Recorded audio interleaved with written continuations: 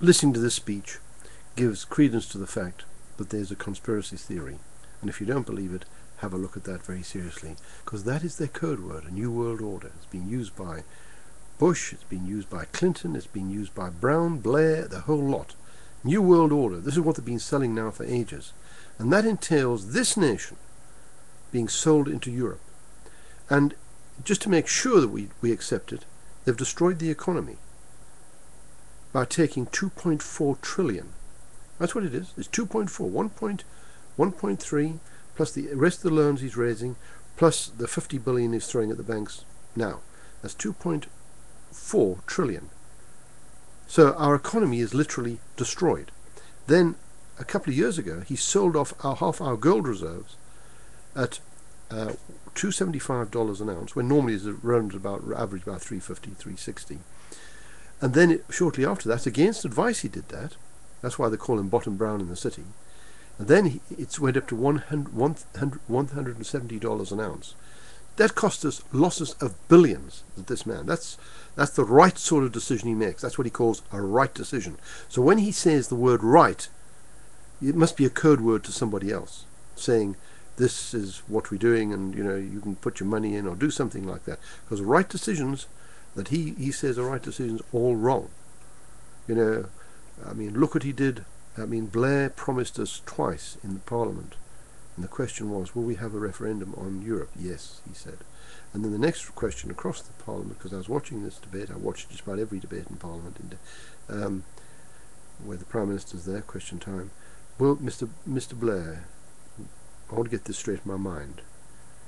If all nations in Europe turn down the European Constitution, will we still get a referendum? And he said yes. So when the election came on and people brought these things up, they kept on saying, well, we won't discuss that now because that's coming in the referendum. We're going to only discuss the bread and butter issues, which is what this man keeps on referring to. The bread and butter issues rely on what I'm talking about right now, because we're spending a fortune on Europe, 14 billion a year. That's 40 million a day. And now he's given them more. And the worst part is that 95% of that money, according to the EU auditors, not me, I'm just reporting, 95% according to the EU auditors, is unaccounted for.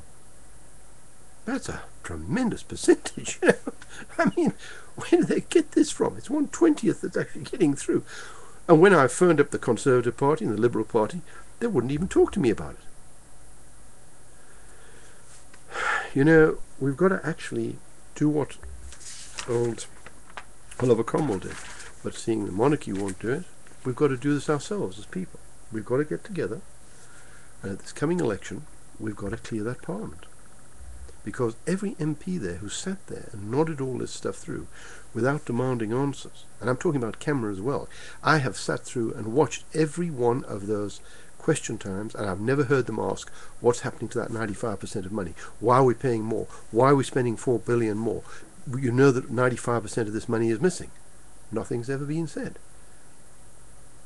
Nothing said about 200,000 laws that we've got for all this that nobody knows anything about. And that's the sort of thing that caused the American Revolution, wasn't it, under George III? Because under him he passed a whole lot of taxes on various imports, and that's why they chucked all the tea into the river, and they revolted, and we ended up with a fight, and Cornwallis lost it to Washington. It's high time. This is what Oliver Cromwell said. It's high time for me to put an end to your sitting in this place, which you have dishonoured by your contempt of all virtue.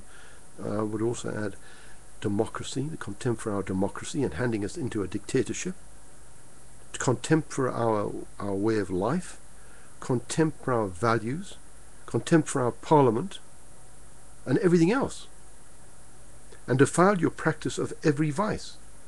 You're a factious crew, and enemies of all good government, and that is true. We had excellent government, excellent, representative, etc., and that's all been taken away. Those MEPs over there have no rights. They don't make laws. What they do is they just rubber stamp the stuff that is dictated to them by the Commission.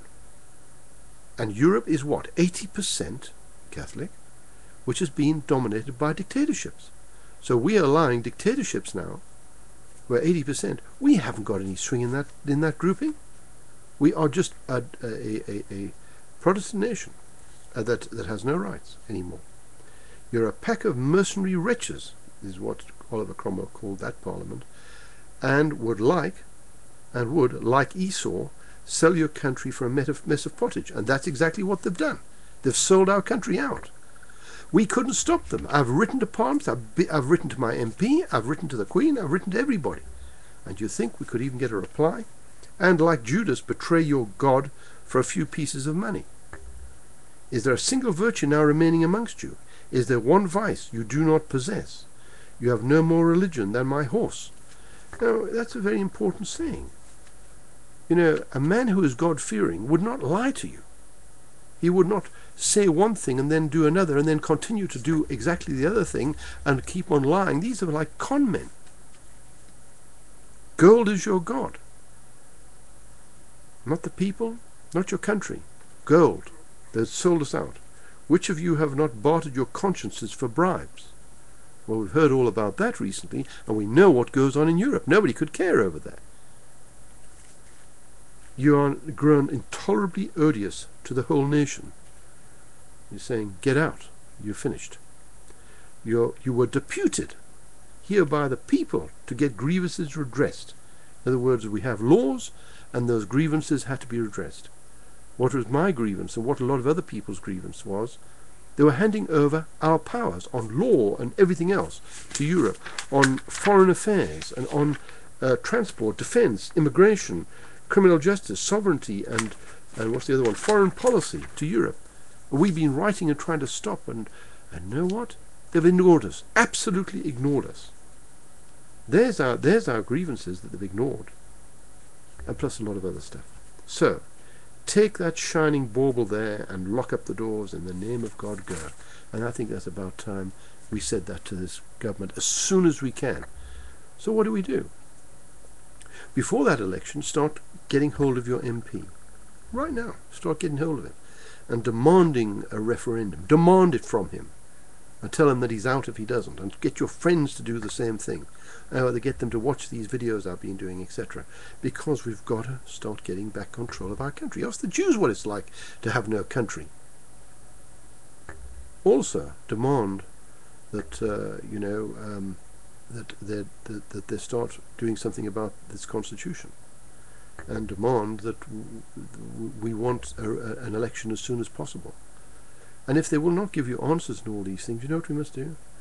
You must vote for anybody else. Forget about this gut reaction. My family's been pro-conservative all our lives, and what a mistake that's been, because this man who gave us cast iron guarantees, they're full of holes. They're nothing. They're rusted. They're waste of time.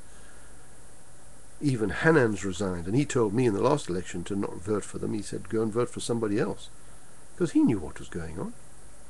They'd already made the decisions then.